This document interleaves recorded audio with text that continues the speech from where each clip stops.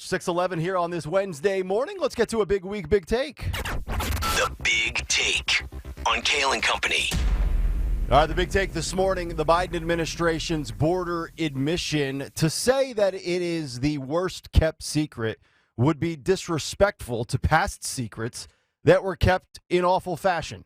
The United States southern border has been a flat-out dereliction of duty by the Biden administration for over 2.5 years now. Kamala Harris, the once proclaimed border czar, has been completely MIA. Alejandro Mayorkas, the U.S. Secretary of Homeland Security, couldn't secure a local Baskin-Robbins, and he certainly refuses to classify our open border disgrace as a crisis. But that's okay, because every American with a functional brain that hasn't purposely blinded themselves with acid in the name of transableism can see it. We have a crisis, and it's because this administration just doesn't care to protect you from people who have no business being here illegally. On Friday night, Francisco Oropeza, 38 years old, who is a Mexican national, murdered 5 neighbors and was in the country again after being deported 4 other times. This completely preventable tragedy happened in Cleveland, Texas, where prior to yesterday, officials were offering up to a 6-figure reward for information that led to his capture. And he was apprehended late yesterday. Oropeza was shooting his AR-15 in his yard when a neighbor asked him to stop because her baby was sleeping. Oropeza didn't like that, as he responded by entering the home around 11:30 p.m. and allegedly killing 5 family members. The victims are identified as Sonia Guzman, Diana Alvarado, Jalissa Rivera, Jonathan Caceres, and Daniel Lasso. This man was deported in March 2009, September 2009, January 2012, and July 2016. I wonder who was the president during those years, and who was his vice president during those years. I'll let you Google it. Following this senseless and brutal execution, the binder took to the podium and had the audacity to say the following on Monday. Take a listen. A 9-year-old child was murdered along with 4 others in yet another shocking, horrific act of gun violence in America, this time in Cleveland, Texas. 2 of the women killed were discovered on top of surviving children and appeared to be shielding them from gunfire. In all, 5 people were murdered by an individual armed with a powerful AR-15 style rifle. Now, Karine Jean-Pierre does not mention the Texas man accused of murdering his 5 neighbors execution style in Texas over the weekend is an illegal immigrant who has been deported 5 times. School shooting? It's always the gun's fault, not mental health. Domestic disturbance?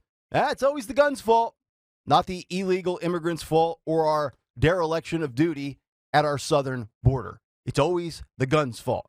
It's a complete avoidance of acknowledging the root causes of these crimes in an effort to always blame the firearm. Now, yesterday around 10:15 a.m., the Biden administration finally woke up from their border coma, and here was some of the breaking news that you heard from Bill Hemmer on Fox News. Take a listen. What a mess that is there. Fox News alert now. The Biden team now weighing whether or not to send 1,500 active duty U.S. troops to the southern border this just ahead of the lifting of Title 42 9 days from now. This according to senior U.S. officials speaking with Fox News.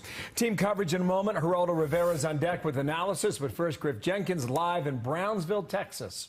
Again today for the news. Griff, hello. Hey, Bill, good morning. And that development is very significant. It's all hands on deck here at the border. But it's worth pointing out that what's under consideration at the Pentagon, as broken, that news broken by our colleague Jennifer Griffin, is that these active duty troops, 1,500 or so, would be under a transport or administrative non-law enforcement role. That would be different than how Texas Governor Greg Abbott is using the Texas National Guard and Air Guard under Operation Operation Lone Star. Those National Guard troops are actually on the border. These troops, under this active duty plan from the Pentagon, would be administrative or transport only to free up Border Patrol agents. Meanwhile, we heard yesterday from the podium at the White House, spokeswoman Karine Jean-Pierre saying that illegal immigration is down 90%. Let me go to our drone in the sky right now and show you the images that completely contrast that. Nothing could be further from the truth that they are down 90%. You can see the line of migrants here, a majority of them Venezuelan. We have had them coming here in this sector alone in the last 24 hours, more than 2,800 migrants. That is why local officials and former Congresswoman Mayra Flores is so frustrated with Secretary Mayorkas. Following that report, Jackie Heinrich, White House correspondent of Fox News, tweeted the following update. News from Jen Griffin and Liz Frieden. The Biden administration has now approved sending 1,500 active duty U.S. troops to the border. According to a senior U.S. official, the announcement will be at the top of the 2 p.m. Department of Defense briefing. I'm sure you'll hear that later in the show as we move along this morning. But it sure sounds like Greg Abbott, governor of Texas, has had a far better grasp of what this nation and his state is facing compared to the Biden administration. It took 5 brutal murders for this administration to send 1,500 troops to the border, and they may not even be doing all that they can or should do once they arrive. But I guess we can't ask for too much in one day. And how about the binder? It takes someone with zero self-respect to lie before the American public and spit in the face of reporters with a stone-cold lie regarding the immigration crisis in our nation.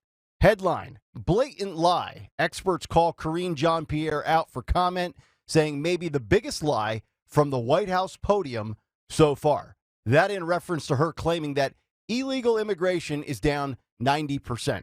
We know this administration will go down as one of the worst, if not the worst, public speaking group in American history, but they are also bold-faced liars who apparently are terrible in math as well. For the fiscal year ending 2022, there were 2,378,944 migrant encounters at the southern border. That is the most ever recorded in the United States of America. And for March 2023, we saw a 25% increase. And for the year, about a third of the way through, we have seen a 10% increase over last year's record of 2.378 million encounters. To put these numbers in context, the average between 2016 through 2020 was 479,000 per year. The average between 2021 and 2022, 1.93 million per year. And this year, we just came off of almost 2.4 million. The Biden administration with illegal immigrants at the southern border, it's like a bad Motel 6 commercial where Joe Biden is Tom Bodettin and he says, we'll leave the border open for you. Maybe, just maybe, Republicans were not pulling political stunts. Rather, they were showing you just how bad the situation is after you have repeatedly ignored just how bad of a crisis we have. And yes, you can say the word crisis. Say it with me. Crisis. Thank you, Mr. Mayorkas. Just one time. Say it. Crisis. But one can only hope that the motto, better late than never, is applicable here today at the southern border. And that's the big take. The Big Take on Kale and Company.